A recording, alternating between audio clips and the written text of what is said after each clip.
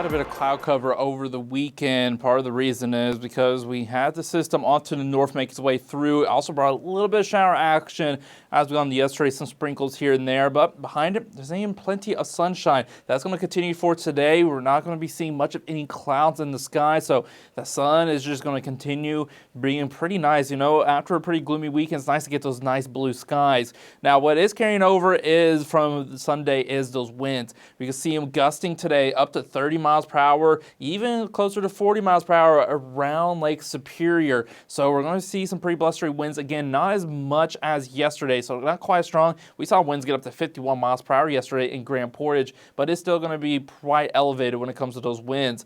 And one of the things that's going to do, it's going to bring some waves on Lake Superior. In fact, we have gale warning in place for much of Lake Superior. As you can see, some waves getting 5 feet, even closer to 10 feet, closer to the central portions of Lake Superior. Near the shoreline, especially in the head of Lake Superior around Ashland, not quite as choppy, but we still can see some waves getting a few feet, even closer to 5 feet. So just be mindful of that if you do plan on being on the lake today.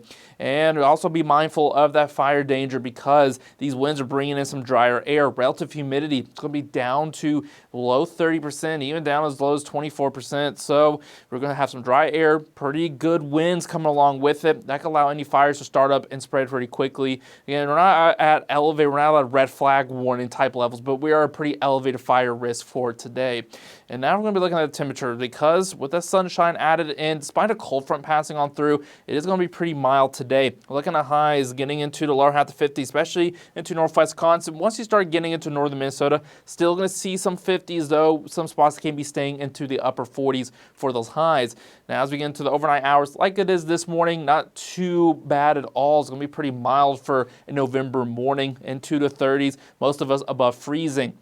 But now as we start to head into our Tuesday, notice that the temperatures overall still mild, but we're going to start seeing slightly cooler air make its way on in. And in fact, if we look forward, you notice the drop in temperatures as we start to head into the weekend. We can see the temperatures getting actually below average, something we haven't been saying often this fall once we get to the weekend. And if we get a closer look at that, we can see highs by the time we get into Friday into the 30s, lower half of the 40s. So that's already pretty cool compared to what we have been feeling here recently. And by the time we get to Sunday, we're going to be looking at highs staying into the 30s for almost all the Northland. And I have a suspicion that in northern Minnesota, can see some spots actually stay below freezing for the entire day on Sunday if the trend holds. Now, we're still a bit weak out. There can be a bit of a change in outlook when it comes to those temperatures, but we're definitely going to be seeing colder air make its way in. And like I said, if the trend holds, we can see some spots even stay below freezing by the time we get to Sunday for the entire day. We're getting to that time of year. And low temperature is going to be quite chilly as well. We're talking lower half of the 20s, dipping into the teens. And unlike previous nights where you have some cold pools, some spots here and there get really chilly, it looks like across the Northland, we're going to be feeling it quite chilly, even as we get up for Friday, Saturday, and Sunday mornings. Now I was looking here when it comes to our forecast going forward, because once we get into Tuesday, despite the sunshine today, we're going to finally start seeing a bit of rain make its way back in. With the system, it's going to be moving in pretty quick, and that's going to continue bringing rain, especially in northern Minnesota and heading into the UP. So these are the areas where we're expecting more of that rain to be, though all of us can see a bit of shower action as we start to head into our Tuesday, heading into early Wednesday. And then after we start to see a bit of break later on Wednesday, once we start heading into late Thursday, going into Friday, another system. This is part of a system that's really going to be bringing down that cool air, but it's also going to bring in a bit of shower action for the Northland as well. And then a second system can potentially make its way in.